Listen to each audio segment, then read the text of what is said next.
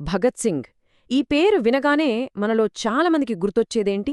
బహుశా తుపాకీ పట్టినొక విప్లవకారుడు, ఒక పోరాట యోధుడు. కరెక్టే. కాని ఈరోజు మనం ఆయన కథలోని మరో ముఖ్యమైన కోణాన్ని చూడబోతున్నాం. అదేంటంటే ఆయన చర్యల వెనక ఉన్న అసలైన మేధోశక్తి. దాన్ని కొంచెం లోతుగా చూద్దాం. మీరు ఏది చదువుతారో అదే ఆలోచిస్తారు. ఏది ఆలోచిస్తారో అదే చేస్తారు. పదే పదే ఏది చేస్తారో అదే మీరవుతారు. చూడండి, ఈ ఒక్క మాట భగత్ సింగ్ జీవితాన్ని అర్థం చేసుకోవడానికి ఒక తాళంచెవి లాంటిది. అంటే కేవలం చేతిలో ఆయుధం పట్టుకున్న యోధుడి నుంచి ఆలోచనలనే ఆయుధంగా మార్చుకున్న మేధావిగా ఆయన ఎలా మారారో ఈ వాక్యం మనకు చాలా స్పష్టంగా చెబుతోంది. ఓకే, మనం మొదటి సెక్షన్ తిరుగుబాటుదారుడి వెనక ఉన్న పాఠకుడు. అసలీయనలో ఉన్న ఆ రెండు కోణాలేంటో చూద్దాం పదండి. అవును, చాలామందికి భగత్ సింగ్ అంటే ఒక ఫైటర్, ఒక పోరాట యోధుడుగానే తెలుసు. కాని ఆయన్ని నిజంగా పూర్తిగా అర్థం చేసుకోవాలంటే మాత్రం మనం తెర వెనుక ఉన్న ఆ ఆలోచనాపరుణ్ణి, ఆయన్లో దాగి ఉన్న ఆ పాఠకుణ్ణి ఖచ్చితంగా తెలుసుకోవాలి. మన దృష్టి ఇప్పుడు అటువైపే. సరే, ఇప్పుడు మనం చూడబోయేది ఒక విప్లవకారుడి మలుపు. ఆయన ప్రయాణంలో ఈ మార్పు అసలు ఎలా వచ్చింది? ఒక కీలకమైన సమయంలో ఆయనలోని ఆవేశం కాస్త ఒక స్పష్టమైన లక్ష్యంగా రూపుదిద్దుకుంది.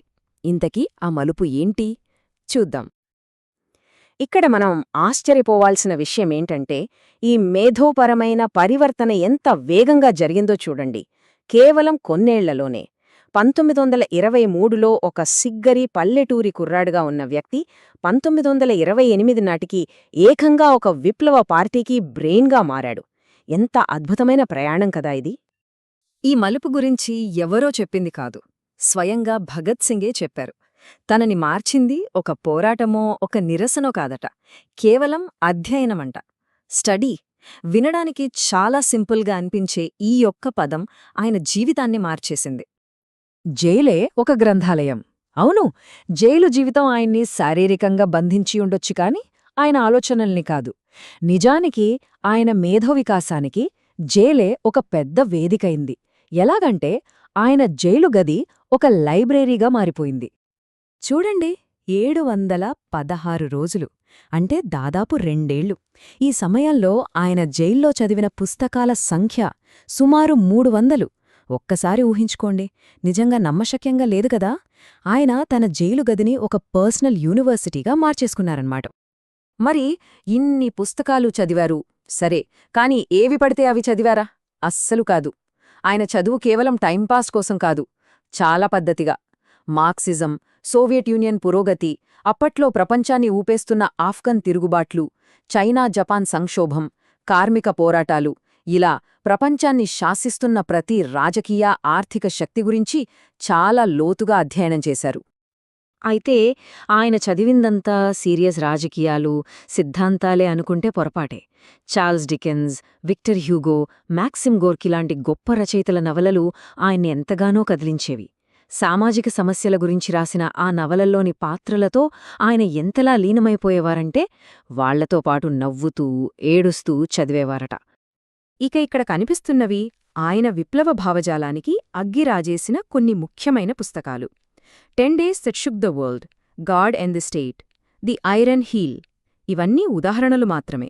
ఇలాంటి పుస్తకాలే ఆయన సోషలిస్ట్ ఆలోచనలకు, విప్లవ మార్గానికి గట్టి పునాదులు వేశాయి. అయితే ఇన్ని పుస్తకాలు, అందులోనూ నిషేధించినవి ఆయనకెలా దొరికాయి? ఈ జ్ఞాన సముపార్జనలో ఆయన ఒంటరి కాదు. లాహోర్లోని ద్వారకా దాస్ లైబ్రరీ వాళ్లకొక సీక్రెట్ హబ్ లాంటిది. అక్కడి లైబ్రేరియన్ రాజ్ రామ్ శాస్త్రిగారు ప్రభుత్వానికి తెలియకుండా నిషేధించిన సోషలిస్ట్ పుస్తకాలని భగత్ సింగ్కి, ఆయన సహచరులకి రహస్యంగా అందించేవారు. ఒక రకంగా చెప్పాలంటే విప్లవానికి కావలసిన మేధో ఆయుధాలను సరఫరా చేసేవారన్నమాట. సో, ఆలోచనల నుండి ఆచరణకు. ఇక్కడ మనం ఒక ముఖ్యమైన విషయం గుర్తుపెట్టుకోవాలి. భగత్ సింగ్ ఇన్ని పుస్తకాలు చదివింది కేవలం తన జ్ఞానం పెంచుకోవడానికి కాదు, ఆ చదివిన ప్రతి ఆలోచన ఆచరణలో పెట్టడానికి కావలసిన ఒక ముడిసరుకు, రా మెటీరియల్ అన్నమాట. పాఠకుడి నుండి రచయితగా ఆయన ప్రయాణం చూడండి, 3 స్టెప్స్లో ఉండేది. ఫస్ట్, గ్రహించడం. అంటే చరిత్ర, ఎకనామిక్స్, విప్లవాల మీద వందలాది పుస్తకాలను అధ్యయనం చేసేవారు. సెకండ్, విమర్శించడం. చదివింది గుడ్డిగా నమ్మకుండే తన సొంత విశ్లేషణ, సైంటిఫిక్ రీజనింగ్తో దాన్ని ప్రశ్నించేవారు. ఇక మూడోది, సృష్టించడం. ఈ ఆలోచనలన్నింటినీ కలిపి లెటర్స్, ఆర్టికల్స్, పెద్ద పెద్ద రాజకీయ గ్రంథాలుగా రాసి గొప్ప రచయితగా మారారు. ఆయన మనకు మిగిల్చిన రచనా వారసత్వం నిజంగా చాలా గొప్పది. నేను నాస్తికుడినెందుకు దగ్గర్నుంచి సోషలిజం ఆదర్శం వరకు ఆయన రాసినవి కొన్ని ఇక్కడ ఉన్నాయి. ఇవి కొన్ని మాత్రమే. హిందీ, ఉర్దూ, పంజాబీ, ఇంగ్లీష్ ఇలా ఎన్నో భాషల్లో ఆయన తన ఆలోచనలను అక్షరరూపంలో పెట్టారు. తన తోటి విప్లవకారులకు ఆయన ఎప్పుడూ ఒకే సలహా ఇచ్చేవారట. అదేంటంటే, గుడ్డిగా అనుసరించడానికి చదవకండి, చదవండి, విమర్శించండి, దాని గురించి ఆలోచించండి. ఆయన దృష్టిలో చదువు అంటే గుడ్డిగా ఫాలో అవడం కాదు, క్రిటికల్గా ఆలోచించడం. అదే అసలైన జ్ఞానం. ఇక మనం చివరి అధ్యాయానికొచ్చాం. చదువు పట్ల, ఆలోచనల పట్ల ఆయనకున్న ఈ అంకితభావం ఆయన చివరి క్షణాల వరకు కూడా ఎలా కొనసాగిందో చూస్తే నిజంగా ఆశ్చర్యమేస్తుంది. మార్చి 23, 1931. ఆయన జీవితంలో చివరి గంటలు. ఉరిశిక్షకు మరికొన్ని గంటల సమయం మాత్రమే ఉంది. అలాంటి సమయంలో కూడా ఆయన ప్రాధాన్యత ఒక్కటే. ఎంతకీ ఆయన చివరి కోరిక ఏమయ్యుంటుంది? కుటుంబాన్ని చూడాలనా? చివరి భోజనం గురించా? కాదు, ఆయన కోరింది కేవలం ఒక పుస్తకం. ఆయన లాయర్ ది రివల్యూషనరీ లెనిన్ అనే పుస్తకాన్ని తెచ్చి ఇచ్చారు. జైలు అధికారులు ఆయన్ని ఉరితీయటానికి వచ్చినప్పుడు కూడా ఆయన ఆ పుస్తకం చదువుతూనే ఉన్నారు. అదేదో మామూలు పుస్తకం కాదు. ఆయన జీవిత ఆశయానికి, ఆయన నమ్మిన సిద్ధాంతానికి అద్దం పట్టే రచన అది. అప్పుడు ఆయన్ని తీసుకెళ్లడానికి వచ్చిన గార్డులతో ఆయనన్న ఆ చివరి మాటలు చరిత్రలో నిలిచిపోయాయి. ఒక్క నిమిషం ఆగండి, ఒక విప్లవకారుడు మరో విప్లవకారుడితో మాట్లాడుతున్నాడు. మరణం కళ్లముందు కనిపిస్తున్నా ఒక ఆలోచనాపరుడుగా తనను తాను ఎంత గర్వంగా ప్రకటించుకున్నారో చూడండి. ఎంత గంభీరమైన క్షణమది. అందుకే ఆయన చివరి రోజుల్లో ఒకరన్నట్టు, భగత్ సింగ్, నువ్వు చదివిన సాహిత్యానికి నీ జీవితాన్ని అంకితం చేసి సార్థకత చేకూర్చావు. ఇది అక్షరాలా నిజం. ఆయన జీవితం పుస్తకాల్లోని సిద్ధాంతానికి, బయటి ప్రపంచంలోని ఆచరణకు మధ్యకట్టిన ఒక అద్భుతమైన వారధి.